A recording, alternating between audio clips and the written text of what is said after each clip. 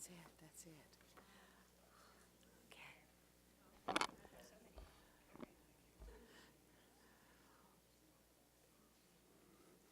Welcome to all who are in the auditorium and all who are watching and listening via the web. It's my great pleasure and honor to introduce today's lecture by Dr. Richard Jackson, who's professor, and chair of environmental health sciences in the School of Public Health at UCLA. Dick is a pediatrician who analyzes the impact of the environment on health, particularly children's health. He has a strong focus on sustainability and health. Over the past decade, much of his work has focused on how the built environment, including architecture and urban planning, affect health. He has a lot to say about strategies and a vision of how to attain a healthy future. Among his many credentials are having chaired the American Academy of Pediatrics Committee on Environmental Health. His personal research has focused on areas of great interest and have led to important changes in the way regulatory agencies deal with issues relating to pesticides, infectious diseases, and toxicology. He served for 9 years as director of the U.S. Centers for Disease Control's National Center for Environmental Health, and he's been on the board of directors of the American Institute of Architects, which is an unusual combination of specialties, as well as the Society of Landscape Architects and the National Academy of Sciences Institute of Medicine. He's the author of a number of books, and most recently has narrated an acclaimed PBS television series called Designing Healthy Communities, which I suspect he may be talking about a little bit today. I just want to add, before I let him come up and begin his talk, that Dick Jackson is a personal hero of mine.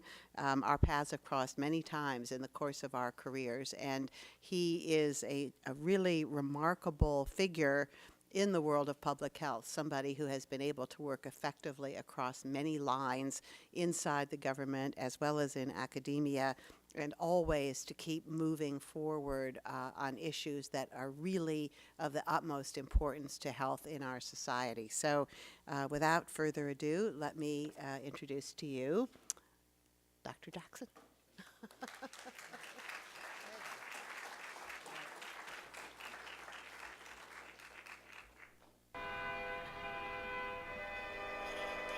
In 2001, members of Congress thought that I should be fired because I dared suggest that how we were building America might be bad for our health, might be making us overweight, unfit, depressed, and lonely. In epidemiology, we call it a common source epidemic. When everyone begins to develop the same set of symptoms, it's not something in their mind, it's something in our environment that is changing our health. How many of you are taking medicine for asthma? It was a time when all three of us had an asthma attack at the same time. I mean, it got to the point where I had to choose which one of us was going to get on the machine first. To see your son not be able to take a breath is one of the hardest things I've ever had to deal with. Went in for some treatment. They said I was going to take my foot off. Diabetes, not a good thing to fool around with. We're seeing more of these problems in young children now. It used to be a problem of adulthood, and we're seeing this in children, 11, 12 years old, which was not a problem we were seeing maybe 15, 20 years ago. I think we are looking at the first generation in American history to live less long than their parents. This is shocking. Differences in life expectancy between the poorest neighborhoods and the wealthiest neighborhoods exceed 10 years. And we tell people in our county, give me your address, I'll tell you how long you live. What you're about to see could literally save your life. As we trace links between our growing national health crisis and many unhealthy city and suburban design decisions, we're going to meet people in communities who struggle with these issues. I felt very compelled to stay and to be a part of the solution, and I hope that I have been a part of the solution for the last 27 years. If one person in the whole world comes to me and says to me, I've changed because of you, that would totally make my life. We will see how some are correcting past mistakes with stunning results, transformations that you can apply to your own neighborhood. We think that one of the ways to address this problem is by having small-scale urban organic farms right in the city. There has never been a medicine as good as the daily walk. In fact, anyone who has to have medicine can take less medicine over time if they walk, exercise, and live an active life. It's the only way that we start to see a return of the retail life of the street, the social life of the street, as well as the health of the people. If you create the infrastructure, you create the opportunity in the built environment for people to do something different than driving by themselves, even in a place like Atlanta that loves their car, we thought people would change their behavior. And they might actually like the opportunity of walking to work, walking to lunch, doing errands on foot. You need to do is make sure that the place in which you live and your people live are as nice as the places they would dream about visiting. And that's what public spaces and public health means to me, and they go together. When you come home, you want to feel a sense of haven, and that's what people feel here. We can create environments that work very well for people and make us healthier, or we can ignore it at our peril. Join me, Dr. Richard Jackson, on a quest to improve the quality of all of our lives by designing healthy communities.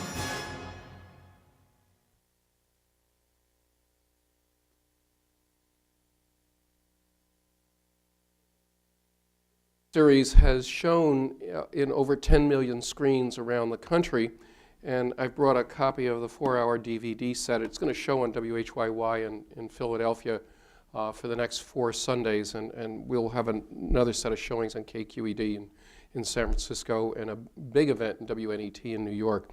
I really moved to this because for a long time I had been talking to medical audiences and people that believed in this, and it was time for the general public to begin to understand it.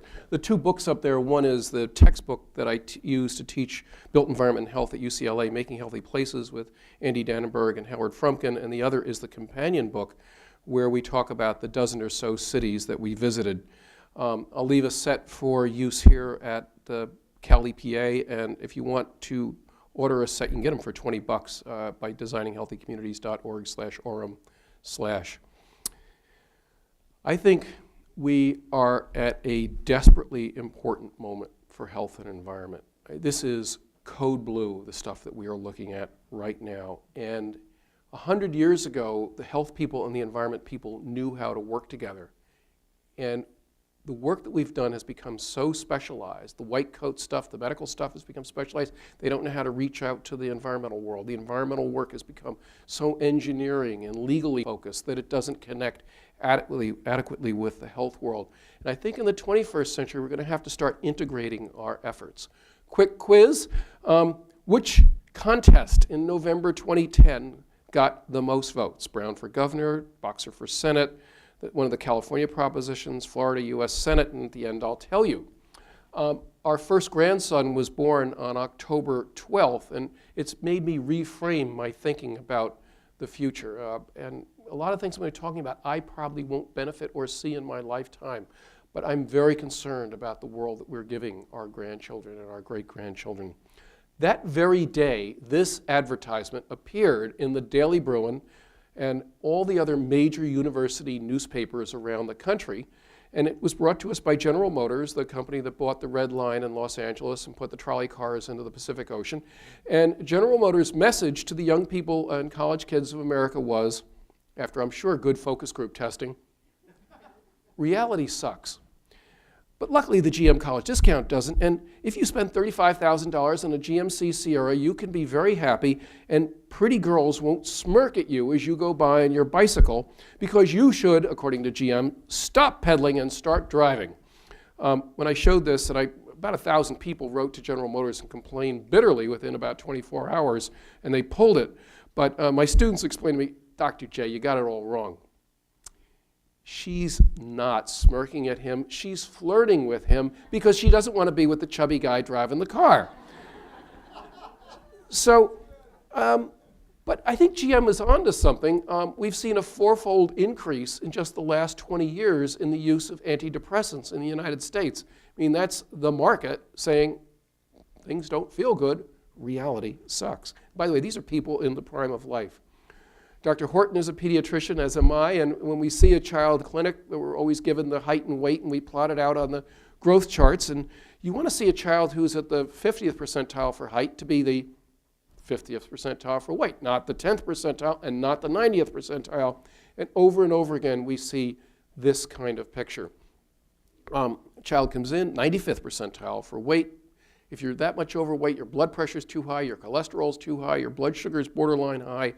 And this child, this is a make-believe story, but has signs of depression. My son's an internist, and I ask him, do you see patients like this in your adult practice? He goes, yeah, I see about 5 a day. This is the modern American ailment. A good doctor doesn't immediately send the child, put him on medications. We'll go to an overweight clinic. We'll think about, get no soft drinks in the house, get the TV out of the bedroom, no screen in the bedroom, do some more exercise, and 2 months later, nothing's changed.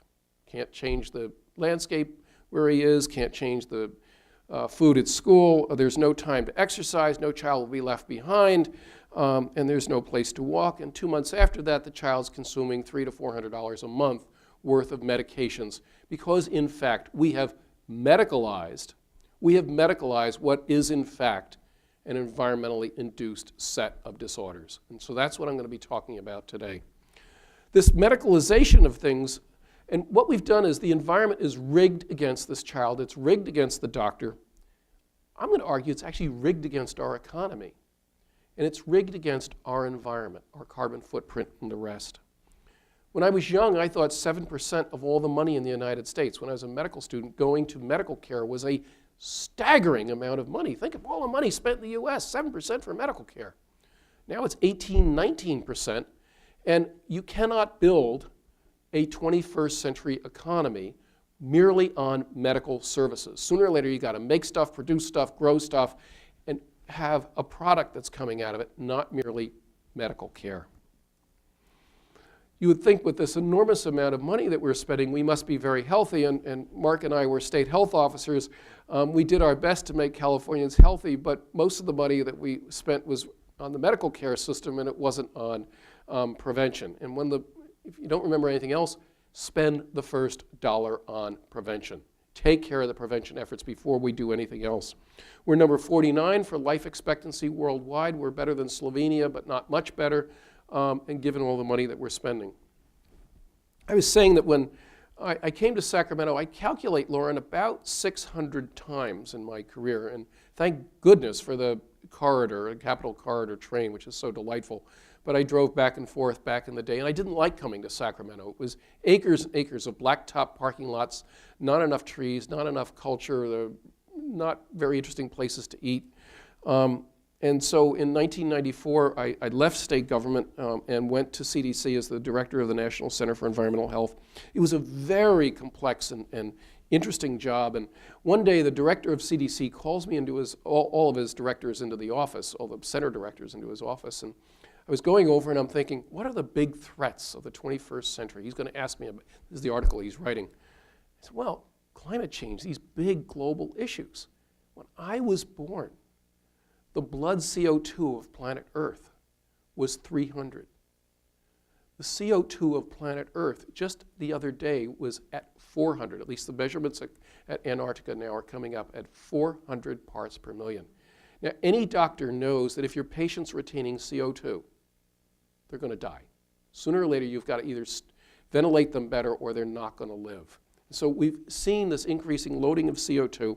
I know the state of North Carolina has declared climate change to be illegal, but the truth is that they should declare cancer to be illegal because biology and science is biology and science. You can't just make laws against it.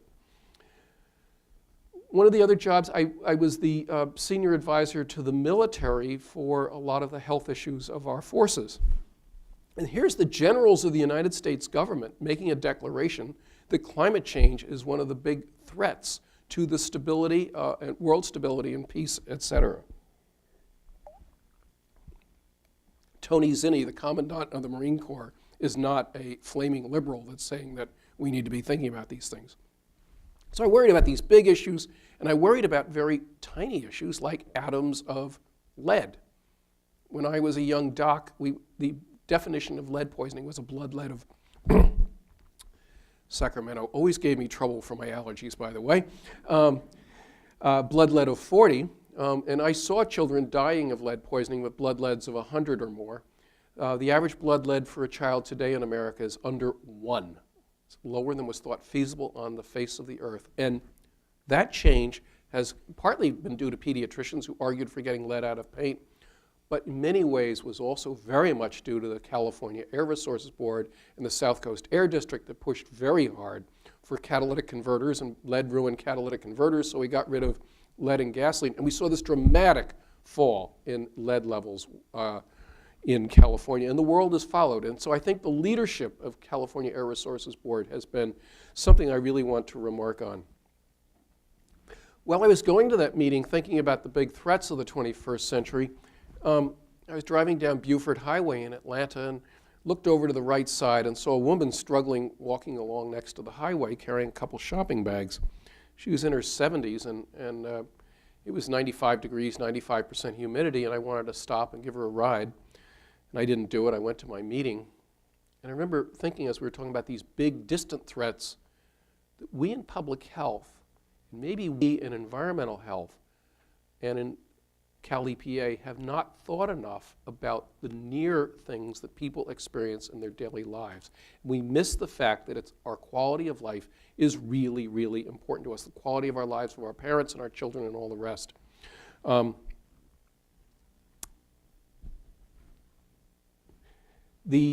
We came up with 5 of the biggest threats in the 21st century, and I'm going to argue overweight, mental health, injuries, how do aging people deal with their lives, and big environment issues relate to how we have built the modern places where we live. I show this picture to my students and I say, what's the message of this building? We built between 1 and 3 million of these a year during the housing boom. And students look at it and go, oh, the message is the human beings are appendages to their car because they've built their habitation around their car. And I think in a way it's a metaphor for what we've done, particularly since World War II in the United States. The other thing we did in the United States since World War II is we developed an affordable housing policy, and it was drive until you qualify. And everyone's heard a real estate agent talk about this. So we had professors at Berkeley who were living out in Tracy and Modesto and having to go over the mountains and having to drive 2 hours a day in the rain over the Altamont Pass because they could not afford to live in the Berkeley area. Thank you. By the way, I often say this is a picture of the California state flower, and they work extremely well for the first few years that they're put in place, and then after about 5 to 10 years, they're completely stopped. And I will say this in Sacramento, I think one of the dumbest things that Los Angeles has ever done was to deal with the 405 and using the ARA funding, the stimulus funding, to add a lane on each side rather than running transit down the middle of it the way we did with Highway 24 and the BART. The Bay Area would be unbearable without BART, and why didn't Los Angeles do the same? The finest farmland in the world. Half of all the fruits and vegetables in the country come from California, and yet we have paved over, now I'm talking about the United States, 60,000 square miles of the United States. If it's white top, it doesn't get too hot in the sun. If it's black top, and the asphalt industry and the oil industry wants us to use lots of asphalt, it gets very hot in the sun, and you get heating in those particular areas. And so we've removed good quality vegetation and agricultural land and put it under houses. Guess what the leading agricultural county in the United States was? Thank you. In 1945. It was Los Angeles. So we've now reverted to a crop of one-story homes and parking lots, et cetera, in a place that could easily supply all of its own food with the quality of the soils and the sun. If you pave things over, you ruin water quality. Water needs to go, rain, precipitation needs to go into the earth and recharge our aquifers. It's the cheapest way to get water. Water from the aquifers of Los Angeles, for example, in Santa Monica, costs 6 times less than water that we pull down from the Delta or from the Colorado River. 20% of all the electricity in California, 20% of all the electricity in California, think about the air pollution that comes from that, is related to pushing water around California, particularly over the Tehachapi Mountains. Water is electricity is money. And over again, we see this in California. As we pave things over, it gets hotter, and so our air conditioners work more. And the best thing we can do to create cooler environments is, A, lots of trees, lots of percolation of water into the soils. And LA had a million tree effort. I understand the LAPD, police department, wasn't happy about it because they were worried if you put too many trees around, they couldn't see the perps running around from their helicopters. But we still need a lot more tree cover in our environment. And as a very fair person who is susceptible to skin cancers, I really want lots of trees as well. If you put green spaces in place, you reduce the temperatures by about 4 degrees.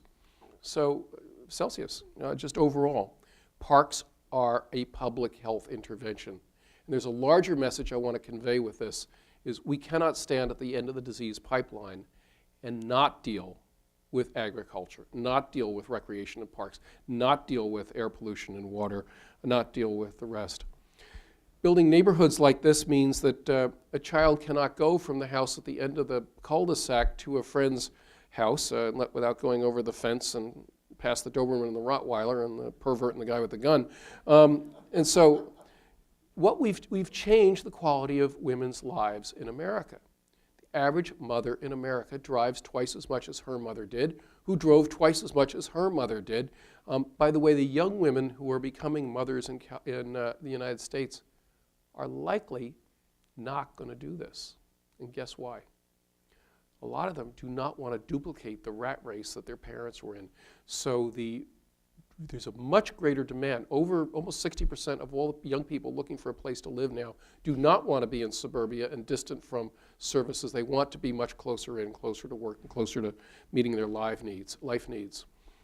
Kids need to walk or bike safely to school. We've built schools, we've built Costco big box type schools, that handle 3,000 kids, put them way out on distant land and figure that over the next 50 years, they'll pay for the cost of getting back and forth out of operating expenses because we're saving money on the capital expense of building a school downtown.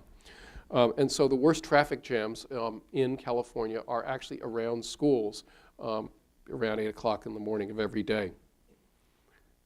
In one generation, we've reduced the number of kids walking and biking to school from 2/3 to about 1 in 8. Do you think that might affect the children's fitness? 3/4 of the grammar school kids in California cannot pass the fitness gram. And Tom Torlakson was a wonderful leader when he was in the legislature. He was the person behind the fitness gram on the report card, 6 measurements of your fitness. Can you run, walk a 12-minute mile? Dr. Horton can run, walk a 12-minute mile. And to have a high school kid, 2/3 of our high school kids, unable to run, walk a 12-minute mile it's a fear for the future of this country. The generals of the Pentagon is worried because 2 out of every 7 volunteers for the U.S. military cannot get in because of obesity and lack of fitness, because we've engineered fitness out of our kids' lives. More favored kids with lots of income and mom and dad can pick them up after soccer practice, they're doing okay. But kids that don't have those kind of support systems are in a very difficult position. So here's a quick quiz. How many of you can buy a carton of milk without getting in a car? Wow, Sacramento is great. So it looked like, for those that can't see the audience, about 3/4 of the people can buy a carton of milk without getting in the car. Maybe I've only attracted the true believers to this talk. But the majority of most Americans cannot meet their local life needs without getting in a car. About 7% of our trips are walked or biked compared to over 50% of the trips in northern Germany for short errands in Northern Europe. Every meeting that I attend at UCLA, every morning meeting I attend to, someone shows up late. And the line is inevitably, oh, I'm sorry I was late. I left 2 hours ago, but there was a wreck on, or there was congestion on, or President Obama was visiting LA, but some reason why people can't be on time. If you're old enough to have watched the opening of Disneyland in 1955, there's this shot where they look at the 405 freeway, It's got 3 cars going by on it. Well, you'd be stupid not to drive. There's only 3 cars on a road that's free. I mean, it's great. Now, it looks like this picture much of the time. Wilshire Boulevard doesn't move, the 10, the 710, the 405. Driving is not good for you. It raises your blood pressure. It raises your risk of a heart attack. It raises a whole series of health concerns. And here's a study done by my co-author, Larry Frank, in Atlanta. The more time you spend in the car, the more likely you are to be obese. The more you walk, the less likely you are to be obese. And if you have connectivity and places to walk to, you hardly notice you're walking, and you tend to be less obese. In fact, the average person living in a sprawling area weighs about 7 pounds more than a person living in a highly walkable area. We've gained a lot more than that, but that's a pretty good difference. Being in a car is bad for us in terms of our blood pressure and stress, but it's also a risk factor for being killed. Who's more likely to die in a pool of blood? The urbanite, for example, in Oakland or downtown Sacramento, or the suburbanite who's coming in from 20 miles away? And you know I wouldn't ask the question. In fact, from an actuarial standpoint, you are more likely to die if you're a long-term commuter than you are as someone who is in an urban area. Leading cause of death from ages 3 to 34, car crashes. How many miles do you think you have to drive to get a 1 in a million risk of dying?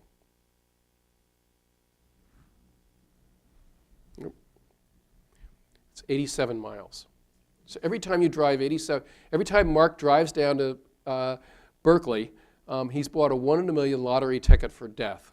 And every time I drive from Los Angeles to San Francisco, my family's in the Bay Area and I live in LA, I've bought 4.5 lottery tickets, 1 in a million lottery tickets for death. The round trip puts me at about a 1 in 100,000, 1 in 10 to the 5 risk, Lauren, from that one round trip, without the pleasure of driving past Harris Ranch and seeing how beef is produced.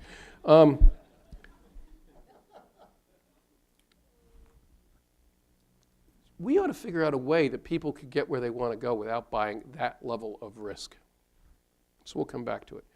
Clean air is important, and I won't go into great depth because the world's experts on this are here at the Air Resources Board, but over and over again, we know that in the United States now, it's vehicles, particularly trucks and diesel, that are the big drivers of our air pollution risks in our most polluted areas. And if you go to school, for example, high school in a highly polluted area and play sports, you're 3 times as likely to develop asthma during high school as the kids that went to low air pollution areas. I just made this slide yesterday. It is, I think, one of the iconic and most frightening slides I've ever copied. This is a map of the U.S. from the National Oceanic Administration, Atmospheric Administration, looking at 118 years worth of data, temperature data, for the first 6 months of the year. And so they ranked just how hot it was for the first 6 months for the last 118 years. And you can see that North Carolina, that declared climate change illegal, had the hottest 6 months in its entire 118-year history, as did Texas and Michigan and my home state of New Jersey and elsewhere. We were at 101 out of 118 in California. But this is amazing. This is, by the way, precisely the playbook that the atmospheric scientists were telling us we were going to experience. So it is happening whether we make it illegal or not. Now, there are a bunch of chronic diseases that we're going to look at, and I won't dwell on this too long, but here's obesity in 1991. I show these because these are the most important public health communication tools of the last 20 years, and to just see the shift in the US, to go from the earlier number in California to 15 to 19% by 1997, to 20 to 24% by 2004, and still that for California, but we now have states over 30% of the population is obese. It's just staggering, the changes we've seen. 25-pound weight increase in adults in the US. You've seen those slides before, most likely, but you haven't seen this one. This just came out during the Weight of the Nation conference in Washington, D.C. The rate we're going, by the year 2030, that's not very far away, we will be at 42% obesity, and we will have 32 million people more obese. And 11% of our population will have a body mass index over 40, which is over 100 pounds overweight, if we stay on the track we're on. Now, the medical system is collapsing now. If we've got 11% of all of our patients coming through the door with a BMI over 40, with all the complications, high blood pressure, et cetera, we're not going to be able to manage. When I interviewed for the health officer position, I said I had 3 priorities. One was terrorism preparedness, the third was public health infrastructure, but the second one was obesity. And the response I got was, well, obesity is a personal decision. But the thing I want to say here is, what we do in medicine is what we try and do is we take the bell curve of various symptoms. Let's say this is your blood pressure, this is your weight, or something else. We take the top 5 to 10% of the people, and we try and push them down to the middle. It's very hard work, it's very expensive, and it usually doesn't work very well. What you have to do is you have to move, you have to shift the whole curve over, and preferably put it up to the pointy curve that's much where you've got far fewer of the people, 3% of the population over the weight, rather than, and which is what we had 25 years ago, rather than 40% of the population over. This is a big takeaway. How do you move a population curve? And I will assert there are 2 big ways you do it. One is you have to create culture change. And you can do that by economic and art and other things. And the other is by changing the environment. And I say that in the video. When all of a sudden you start seeing everybody having the same symptoms, it's not that everybody's making personal decisions to do something stupid. It's because we have created an environment that pushes people in a certain direction. We need to uncreate that environment. Because I'm at the Air Board, I wanted to tell you just how much additional jet fuel we burn and the pollution we create, because we all gained 10 pounds between 1990 and the year 2000. It comes out to 350 million gallons more jet fuel, $1.5 billion worth, and 3.8 million tons just to haul around our additional adiposity. I need, by the way, the Air Board, I think actually one of the reasons Americans like big cars is we're big people now and we need big cars. But it would be interesting to calculate how much fuel we burn over that 25 years as well.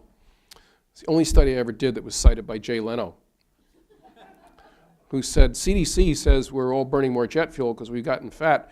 Now I know why they don't feed us on airplanes anymore. We did 2 incredibly important things around 1970. One is we began to pay price supports. So for corn, soy, and 4 other commodities, we spend, on average over the last dozen years, $14 billion of your taxes per year in price supports to grow corn, soy, and a bunch of other things that we'd actually rather you didn't eat so much of, that I didn't eat so much of. And by the way, we give no price supports for the stuff that California grows, fruits and vegetables that are really pretty good for us. You can't burn off 63 pounds of corn sugar very easily, and that's what our shelf disappearance is at this point. As our weight goes up, our risk of becoming diabetic goes up. And this is a pretty striking slide. Look at the difference between the risk for women versus the risk for men. So for men, my risk goes up as I gain weight. My risk of becoming diabetic goes up pretty dramatically. But it really goes up for women. And a woman with a BMI of 35 has almost 100 times the risk of becoming diabetic. Here's diabetes in 1994, about 4% of the population. By 2001, about 6% of our population. And by 2007, latest numbers I could get, about 8-9%. So walk down the street now in Texas, and 1 person in 9 has a disease that will cost them their eyes, their kidneys, their feet, and eventually their hearts. We're now spending 2% of the entire GDP of the United States just on diabetes alone, and we have only begun to harvest all the effects of this obesity epidemic. This is code blue. I mean, this is really urgent stuff. And if everybody gets good medical treatment, 1/3 of the population will be diabetic. Actually, if we give them bad treatment, a lot far fewer people will be diabetic because, we'll let the gangrene proceed or whatever it is, not deal with the dialysis. This is a boring-looking slide, but all physicians genuflect when you say New England Journal of Medicine. So this is the New England Journal of Medicine lead article, and it basically shows the treatment of kids with diabetes isn't working. And very quickly we're moving to having these kids on insulin and 2 oral things, and they're still not controlling their blood sugar, and if your blood sugar is too high, you develop all these complications. Here's a white coat pediatrician endocrinologist saying, in my clinic, I've gone from seeing about 1 in 100, 2 in 100 kids with type 2 diabetes, adult onset, to more than half the kids I'm seeing today. We're seeing 17-year-olds with diseases of 70-year-olds with this disorder. He's basically saying it doesn't work. He says, 50 years ago, we didn't tell people how to make healthy choices. We gave them an environment that had fewer calories and included more physical activity.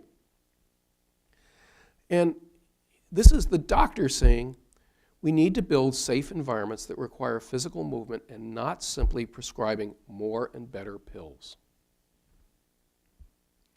So let's come up with solutions. Now, we Americans always think the solution is, I'm going to change me, I'm going to take care of me, I'm going to take care of my family. These are big sellers at Costco right now, these survival kits that you can put in your home, and it's right back to the 1960s. We'll all live in a bomb shelter and we'll have a wonderful quality of life going forward. I don't think so, because the purpose of community really does work. Human beings wouldn't even exist if we hadn't banded together when there are tigers roaming around. We have to create environments that make us healthy. And so someone says, well, do the right-wingers think you're a nasty guy, Dick? And I said, well, no, I'm just interested in creating environments that assure that people can be healthy. So I put this in. This is my Secret Service picture when I was protecting Governor Schwarzenegger on the west steps of the Capitol. This was about the need for, if we're going to give price supports, we ought to be giving it for things that are good for people, fruits and vegetables. Food that's bad for us is half as expensive as it was in 1980 in real dollars, adjusted dollars. Food that's good for us is twice as expensive. So a poor person, it makes perfect sense to go and eat processed, high-calorie, high-density food. So if we're going to do price supports, we ought to be doing it for healthy food. Every town, every community in California needs to have a farmer's market. We actually, I was looking at data just yesterday, I didn't put it in here, but we have actually a lower farmer's market penetration than a bunch of other states. We could have quite a bit more. A big thing is having food stamps, SNAP, and other things usable there at the farmer's markets, but having that go forward. And I think urban agriculture. You saw pictures in Detroit. By the way, I visited a dozen cities. I had 2 camera crews in Detroit for 3 days. And it was tough finding things to be excited and happy about for a while, although the people are phenomenal, and I just love them. But these urban gardens, and it's really a challenge for the African-American community in some of these places, because these folks' grandparents suffered terribly in an agricultural economy. In fact, it's one of the reasons I think that comfort food in the African-American community is often lots of calories and lots of salt, because that's what you needed in a hot environment when you're doing hard work. It's not good for you if you're sitting at a keyboard. So urban agriculture has been, and it's really being taken up enthusiastically in Detroit, and we've got to focus on children first. And because the shelf life of human beings is very short, and the people that are really going to experience this are our children and our grandchildren. So, thinking about children first, I think we ought to put a penny tax on every teaspoon of sugar in sugar-sweetened beverages, and it would raise almost $2 billion a year in California, and we ought to spend that money on safe routes to schools, good PE programs for school, good nutrition programs in schools, and we ought to spend it on our children. It's very hard to change people when they're 50 years old, 60 years old. And anybody that says this, we're removing people's choices, I actually think we're increasing their choices by making it easier to get healthier food. What's the best exercise? Walking. And Dan Burton talks about it. You need less medicine if you're walking. This is a study of pre-diabetics, going to lose their eyes, their kidneys, and their feet to diabetes, and they reduce their risk of becoming diabetic by by 50% or more by simply walking 30 minutes a day, 5-6 days a week. If you want to live longer, A, stop smoking. B, start being physically active, and including walking more. Look at this for a middle-aged man. And by the way, stop smoking, but if you just become from a low to moderate physically fit person, you add close to 6 years of life to your lifespan. You know, all these magic pills that they have on the pay-for-view stations are nowhere near as effective as getting on the bike route, Leah, and coming all the way down every morning and every afternoon, going back up. If you want to control and reduce depression, human beings knew, remember the most prevalent disorder? Human beings knew how to deal with depression for the last 100,000 years. We dealt with it, A, by being around people, having festivals, and being connected with each other, community. And we dealt with it by being physically active in outdoor environments. And yes, you can go to the gym, but it's actually shown that if you're active in green spaces. So I don't know if I'm going to say this elsewhere. I believe that not only should the Water Board work to have and EPA to have every river, stream, and lake in the United States be fishable, swimmable. I think that every creek and river in California and the United States ought to be walkable and bikeable, and putting in place good quality bicycles. You don't have to tell a kid to run around or exercise if there's water around and there's a place to bicycle and have fun. This looks deeply boring, and I teach my students that if it looks deeply boring, it's very important, like the Senate Rules Committee and the Office of Management and Budget. I mean, what could be more boring? You better watch out, they're boring. So this is the Institute of Medicine report on dealing with this crushing obesity epidemic. 20+ white coat docs sitting there thinking about Geralin and all the things that make us fat. Their first recommendation, number 1, strategy 1, goal 1, make physical activity an integral and routine part of life. And it says community planners, health professionals, and governments ought to make promotion of physical activity. This comes before all the other interventions of all. Change the physical environment. You can't tell people to walk or exercise if we keep this current. And by the way, Sacramento is wonderful at this point. I think it's very walkable compared to what it was in years past. If you want people to walk, you have to have complete streets, living streets. And this is a bit of a pushback, and the state has shown real leadership on this. For state funding, and if you're new state funding or either for a new road or old roads, it's supposed to be a street that's usable for all people, which is disabled people, elderly people, young people, rich people, poor people.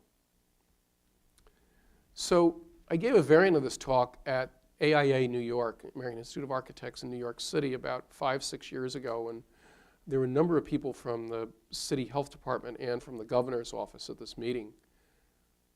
You know what? I think everybody ought to have a billionaire for mayor. Because what they have done in New York, the public services people and the public works people, to really create buildings that are attractive, that stairways are there and walkable. I go to my doctor at the medical center at UCLA. I cannot go to the 3rd floor without getting on the elevator. They won't let me get on the stairway. If someone had said to me 5 years ago that there would be a bike route entirely around Manhattan, 32 miles, by the way, filled with people that are smiling and really being physically fit, I wouldn't have believed it. And it's pretty much done except for about a mile on the lower east side. This is Washington, D.C. If you come out of Union Station, you see the beautiful bike share and bike sale place there. As I was taking this picture, I noticed over on the side this police mountain bike and a police Segway. And I got thinking, ooh, I wonder what they cost. I wonder how much calories you burn. So I couldn't resist. A Segway is about $5,000, and they burn about, when you're on it, you burn about 200 calories an hour. A mountain bike is about 10 times less than that. If you're on it, you burn about 650 calories an hour. I figure that's about a pound every 3 to 4 days at work. And what I particularly like about these two ads is that the police officers on the Segway are fatter than the police officer on the mountain bike. All right, sounds boring, so watch out. I have probably read 100 environmental impact assessments during my career. Inevitably, they're 1,000 pages long, and they go on and on about regulatory this and chemical that, and the last 3 pages are about health, and it just says no water standards, no air standards will be violated, and no health impact will occur. Well, a lot of us feel like the whole intent of the National Environmental Policy Act and of the California Environmental Quality Act was to protect humans as much as to protect flora and fauna at the same time. So I had the good luck of chairing this committee for the Academy of Sciences on the need for health impact assessment. And we had a former 25-year lawyer in the White House who said all along we should have been doing proper health impact assessments. The most dramatic example of this was North Slope drilling for oil and gas in Alaska. And the impact assessment, I'm going to say it was 14 volumes long, and it was going on and on about now air and water standards. There was nothing about the fact that local people, sustainable, basically living off the land up there, suddenly would have fast food joints and unlimited beer and Twinkies being delivered, and 14,000 lonely men would arrive, and maybe there'd be some other health impacts than chemical ones when all of this stuff went on. And the elders in the tribal communities were extremely concerned about what would happen to their grandchildren and their whole community as this stuff arrived. And the health impact assessment that was done by Aaron Wernham and the people in Alaska, where there was a genuine dialogue between the community and the companies. And the companies actually were forthcoming saying, we don't want to ruin the indigenous culture either. So I think there's a hope for doing health impact assessment. Here's a fun story. Charleston, and you saw Mayor Riley, who's one of my heroes. He's been the mayor of Charleston for close to, I guess, 30 plus years, where he says, we ought to build places that are just as nice as places that people would want to visit. Well, that's a radical idea.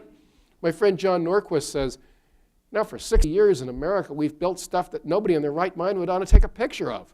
So Mayor Riley says we ought to do. So there's a new bridge over the Ravenel Bridge over the Charleston River, and the community wanted a bike route along the bridge and a trail along the bridge. And we want to be able to walk or bike to work from the mainland over to Charleston.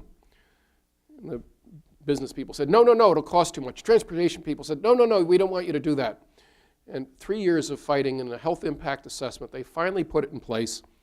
The third most popular tourist attraction in Charleston now is the biking across the river. You can see Fort Sumter, you can see the entire city. Everybody loves it. You don't need to order people. Go exercise. They want to go do it. Would you like to have a glass of wine along in a little shop along the Chinugay Freeway in the city of Seoul, South Korea? Doesn't it look relaxing? The air quality is just so pleasant. Seoul was a pretty soulless place, actually, and they made the decision they needed to bring their heart back. And the heart of that city was the river that was buried underneath this freeway. And over the objections of lots of business interests on the road and local business interests, they ripped up the freeway. $900 million they spent to recover the river. Would you like to go for a walk or have a cup of coffee or a glass of wine or take your children to a place that looks like this? And people of Seoul have fallen in love with this. They love it in the daytime and they love it in the evening. It cools the area and it creates a heart for people. So really this is my big theme. It's about people and meeting human needs. And if you do this, you're going to meet business needs, you're going to meet transportation needs, you're going to meet environmental needs. We need to figure out ways to win, win, win. So we had an economic problem back in 2008. Remember that AIG got $188 billion, Morgan Stanley about $100 billion. A lot of them were paid back, but they were still loans. It was a lot of money, and we did it overnight. So we have a river in Los Angeles, the Los Angeles River, that Frederick Law Olmsted's sons came up with the design to have a 50-mile beautiful walking route, trails, carriageways, ball fields, heart of the city to put in place. We didn't do it. We just built right up to the sides of it and encased it in concrete. But here is the proposal for the Los Angeles River. It's very expensive. To fix this and to do this would cost between $25 million and $100 million a mile, according to the Army Corps of Engineers. It's a lot of money. So I figure for 50 miles, even at the worst possible cost, it's $5 billion, which is 1/40th of what we gave AIG in one night. So instead of creating something that would make our grandchildren and great-grandchildren happy for 100 years, we instead bail out AIG overnight. And really, this is about how do we get health to the table and arguing for the enormous health and actually economic and environmental benefits of putting this kind of thing in place. I've already said this one, so I'm going to skip it. Every roof in California ought to be completely covered with photovoltaics, and it needs to happen, and I hope our grandchildren think, what do you mean you didn't have photovoltaics on your roof?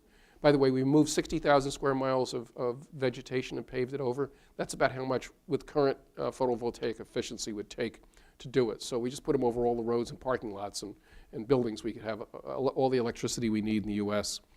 We need to have full metering.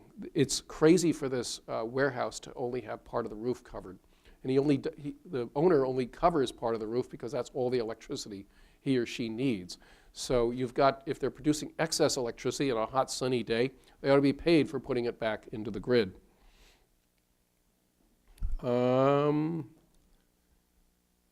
So, we public health people, did you know that when the American Public Health Association was formed 125 years ago, of the 12 leaders, 4 of them were urban planners?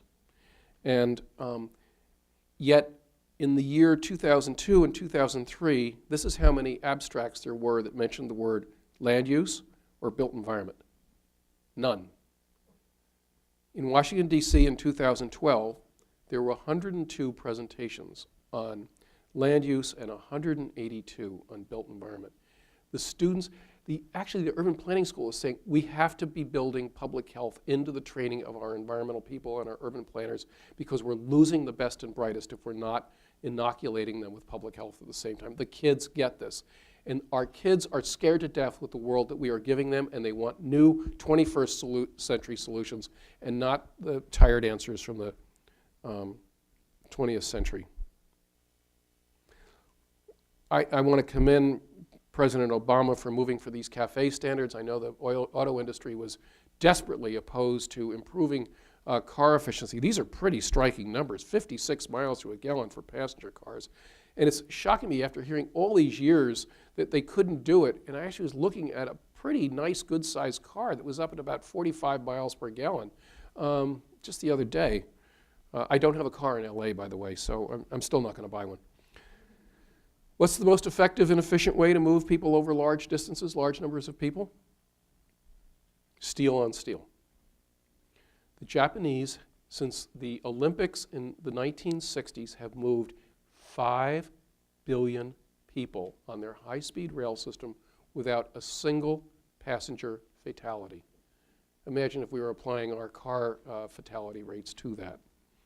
You can get all around Japan very readily now in high-speed rail. It's comfortable, it's pleasant, it's totally reliable. Europeans have doubled their commitment to high-speed rail, and again, for about the amount of money they can do all of Europe for what we spent on AIG. The largest public works investment in the history of the world before the year 2000 was the US highway system, interstate highway system. The largest public works project in the history of the world now is the Chinese high-speed rail system. So instead of buying a 1 in 100,000 chance of dying every single time I go back and forth to the Bay Area, I would just love to have 20 times less carbon footprint, save several hours, reduce my life risks, and be able to read a book and talk to my friends rather than being scared to death. I'm going to skip a little bit of this because I want to close. I'm a little sensitive to time. Oh.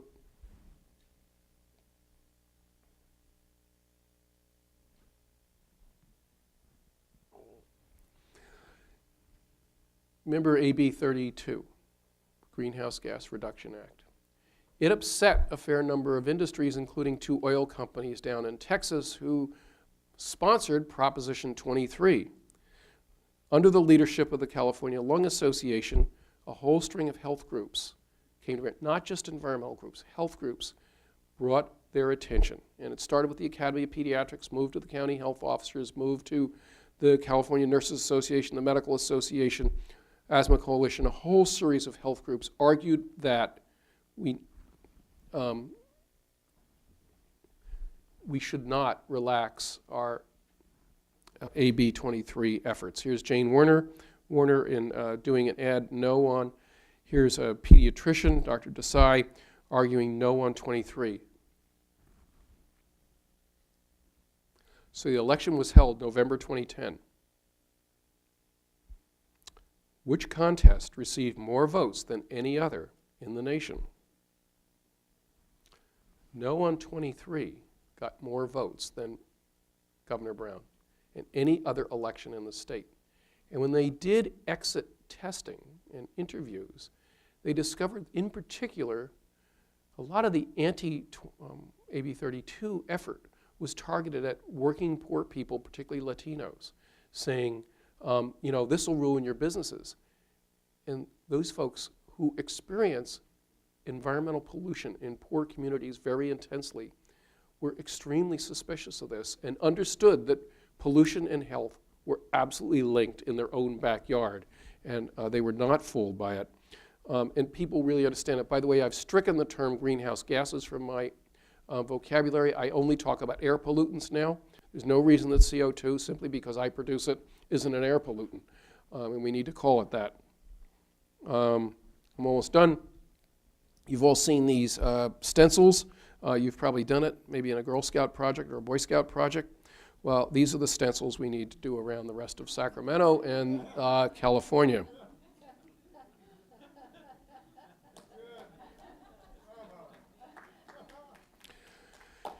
So my patient comes back. He starts to walk or bike to school 1 mile, 4 days a week. He saves $700 for the family car, 1,200 miles. He makes some new friends. By the way, kids that walk and bike to school learn better, behave better, and socialize better. He burns about 125 calories each way. That's 40,000 calories a year. It's 11.5 pounds of body fat over the course of a year. At the end of 2 years, he goes back to his doctor. He's down to the 65th percentile for weight. His blood sugar, his blood pressure, his cholesterol have dropped to acceptable levels. His energy level and mood is better. He has a girlfriend, and he lives happily ever after because we've built environments that encourage and welcome our young people to live healthy lives. Thank you very much.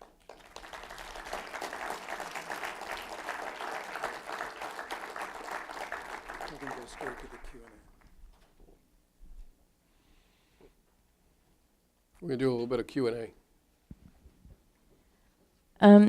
I live in Davis, and it has all the elements of an environment that contributes to physical exercise for everyone. And yet, it's really, really difficult to overcome parental fears about children on bike paths and their safety, we've found. Do you know of any examples where teachers have been engaged to help educate the kids, and then the kids push back against that? Thank you, and Davis is a very good example. The Safe Routes to Schools program, which California has got the leading funding, sadly, in the new transportation bill, the House has cut that funding by more than 50%, and as well as a lot of the other things that I would very much like to see put in place. In my video series, I really struggled with this, but what is more important in your computer, the software or the hardware? Try and do without one or the other, it doesn't work, right? And so I think when we create change, we've got to have the software and the hardware. And so the Safe Routes to Schools program in Marin that has gone from, 12% of the kids walking and biking to over 60% of the kids walking and biking required a lot of outreach, a lot of working with the PTAs, a lot of working with the school superintendents, the principals, and the parents. And it's got to become a cultural value. No one wants their 8-year-old daughter going to school all by herself if there's no other kids out there. And frankly, the police ought to be on mountain bikes and be patrolling these areas as well. The parents, you know, if you're doing a walking school bus, you got 10 kids with one of the parents walking, that's fine. The parents need the exercise too. But we're going to have to do the culture, and that's what I'm talking about, the software. We have to do the culture shift. Too many people watching one of the two pay-for cable stations that exploited children. By that I mean there's actually 2 stations that talk about nothing but child abductions and this sort of stuff. And it's basically exploitation as well. So we've got a culture of fear, and how do we reverse that? It's going to take a different kind of culture, one of embrace. The actuarial risk of it having a child abducted today by a stranger is no different than it was 30 or 40 years ago. The media attention is dramatically different from what it was 30 or 40 years ago. And as you know, most abductions are by people that know the child already. So 2 other quick ones. One is, one of the really important things for safe routes to schools is actually for the county health department or the education department to have somebody that knows how to write grants, because you got to get the money and you got to support the outreach, and that is something that actually has to happen. I think we're going to get it back, depending on how the next election goes in the next transportation bill, I hope. Thank you for that question. That was great.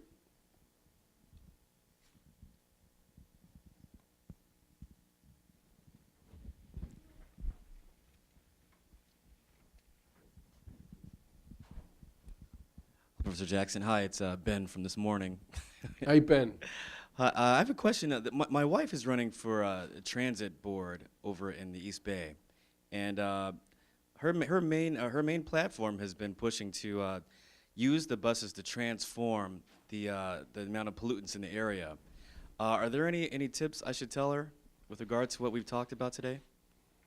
Boy, this is going to be a very quick.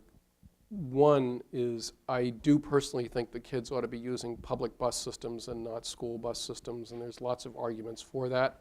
And you can make it cost effective. It does mean the schools have to be near transit stops. In Los Angeles, we don't want schools too close to heavily traveled roads, although it's pretty hard because that's where it is. The fix on this really is to develop schools that have positive pressure with HEPA filters on the roof. Too many buildings have their air intakes drawn right from the street level or somewhere else. But you can supply good air quality, and the kids are in the classrooms and in the rooms 90% of the time. And the transit systems, the more people are on them, the safer it is. 30, 40 years ago, you were scared to ride the subway in New York, and now lots of working normal people are on the subway, and you don't feel scared riding the subway.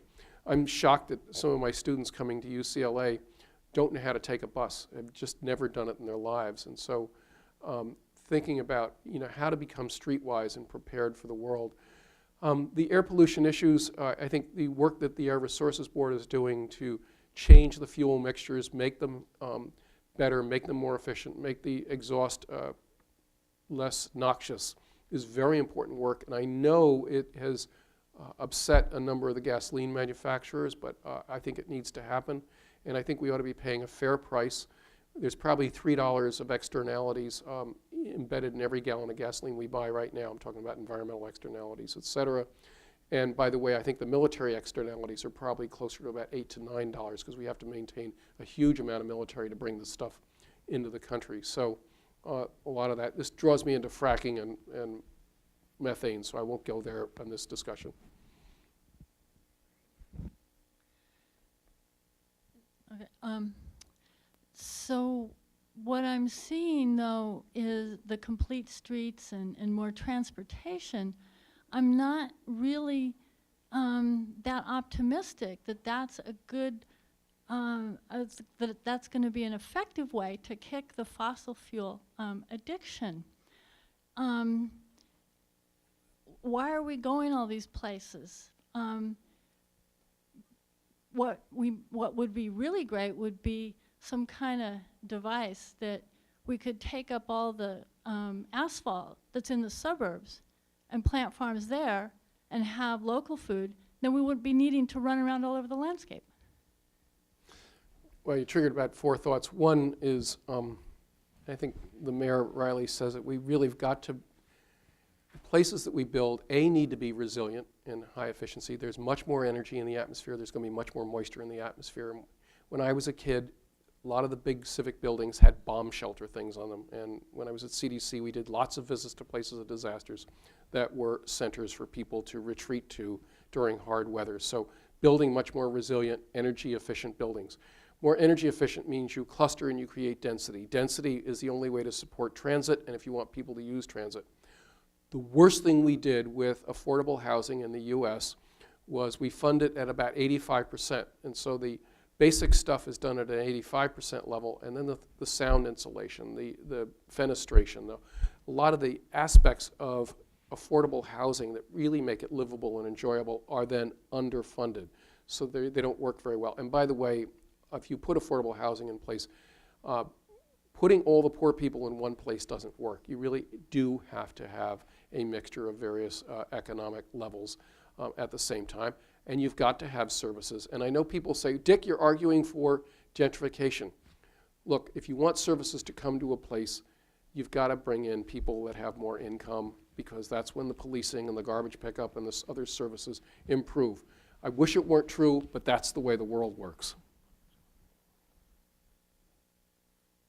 Are you familiar with any agencies or jurisdictions that have done a zoning code? Are you familiar with any jurisdictions or agencies who have done a zoning code or a development code that have started to incorporate health policies that benefit the built environment? My understanding is that more than half the states, more than half the counties in California now have a health person, often a nurse, that's going to the planning commission meetings. And at the beginning, there's a pushback from the planning commissioners saying something like, there, dear, you don't know anything about parking and all this sort of thing. But pretty quickly, when the message is, how does a young person, how does an elderly person, how does a disabled person get around here, it's actually worked pretty well. And Riverside County's had a terrific experience with being much more involved with planning. Sonoma County has redone its building codes or its master plan with health being one of the core elements of the whole thing. There's a group called the Public Health Law Project that has a brand new name called Change Lab Solutions, and Robert Ogilvie is there, and they've written a lot about what kind of codes you need to write in, and I apologize that I skipped past that slide, but Change Lab Solution, Change Lab one word solutions, has done a lot of very deep work, and these are people that are planners and lawyers that have thought a lot about how to do these codes, and the gentleman's name is Robert Ogilvie. So I think there's been a lot going on. Could there be more? You bet.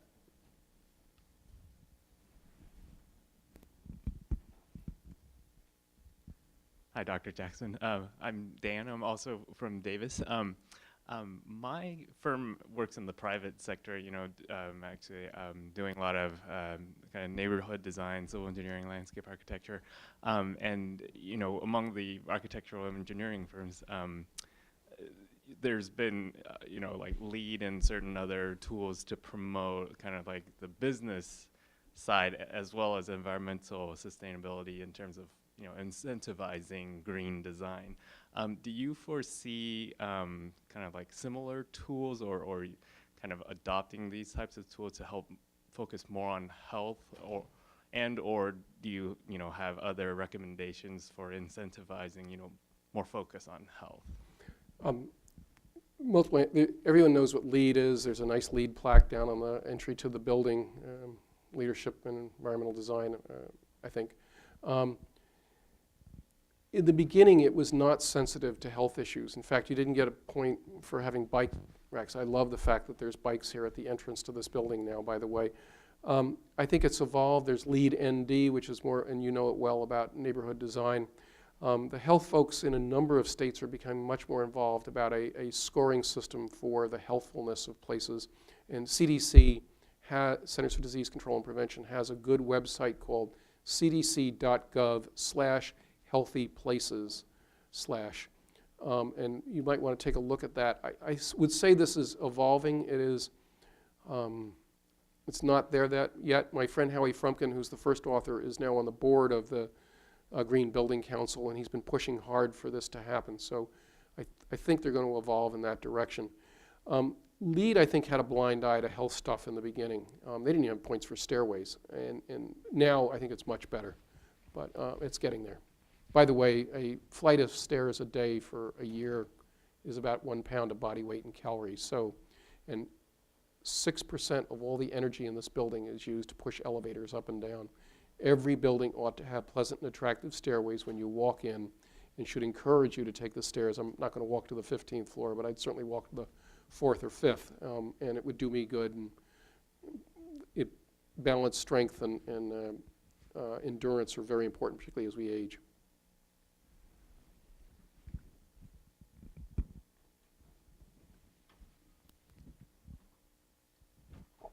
I'm curious if you've taken this talk to any chambers of commerce or Tea Party groups, and what kind of reaction you might have gotten. When I first started talking about this, I'm not joking, a dozen members of Congress wrote to the head of CDC saying I should be fired. The response I got from the National Association of Home Builders was, quote unquote, he's guilty of worse than junk science. I will say that I remember saying to them, look, I'm your friend. I'm actually arguing for 14 houses on an acre, not 2, and you could make a lot more money if you were doing what I'm talking about. I would say over time it's really improved. The more normal response I get, and I'm not joking, is, well, you're just talking about common sense. Well, yeah. Why don't we do it? But, you know, you have to be, the group I talk a lot to is Urban Land Institute, which is a lot of real estate people. And what's happening now is I've heard numbers as high as 60% of all home buyers now want places in walkable communities. Folks my age don't want to be mowing a lawn and don't want to be in distant McMansions. And young people want to be where there are lots of bright young people and they can walk their kids down to a playground and have other kids around. So I think there's been a real evolution in the market. Part of it's television. I mean, it's just cities, you know, nobody wanted to live in New York in 1970 or 75, and now everybody wants to live in someplace cool. Another person from Davis. I'm involved in a group that is implementing the city's climate action plan. And very early on, we recognized that a big part of this is about changing our infrastructure. And our mission is to mobilize 75% of our households by 2015 to start to reduce their greenhouse gas emissions. One of the things we're trying to do is build a really strong coalition of community organizations that are involved in this. And one of our struggles is actually engaging medical institutions. The people in the institutions are great, but the institutions themselves, you know, they have their own branding, their own programs, and the idea of working maybe more effectively in coalition is a bit of a challenge, especially in smaller communities. So thoughts on what you're hearing from medical institutions, hospitals, and so Kaiser Permanente's done really a terrific job in reducing vinyl and a whole series of toxic things. They're being much more supportive of organic food and even local gardens and walking gardens in the places they're growing. A lot of the pressure actually has come from the staff, the people, and I'm talking doctors, nurses, and people that are working there. The University of Michigan was building a new children's hospital and was not going to make it LEED certified and was very backward. And the pediatricians actually threatened to, the pediatric residents threatened to strike if they didn't embrace a much more green approach. I think you're going to see, I'm being recorded, but I'm going to just say this, there's a real evolution going on in medical practice. More than half the medical schools students are now women. Women, and I'm not just saying this, women get environment stuff better than men do. And I take it from a guy that's given 500 talks on environment. Women get this. And the other thing is that a lot of the docs now are moving to salaried position. They're not, they're more interested, they have more time to think about what's the purpose of what I'm doing at a much more socialized level than the docs that are doing a lot of fee for service. So I think the complexion of medical practice is changing dramatically. I teach in the pediatric training program at UCLA, and we actually now have on pediatric boards, and I did this when I was in the Academy of Pediatrics committee, was when you cannot pass your boards unless you can pass a bunch of stuff around environment.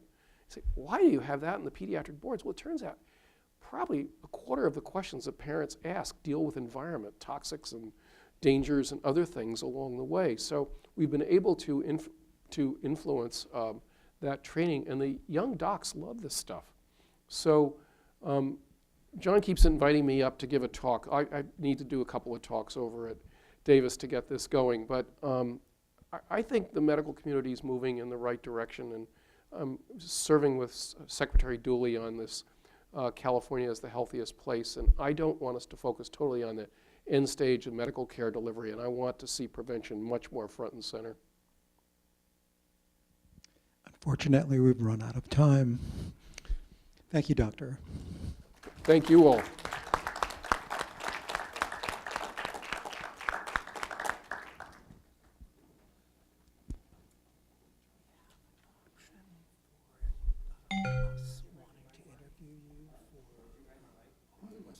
Sure.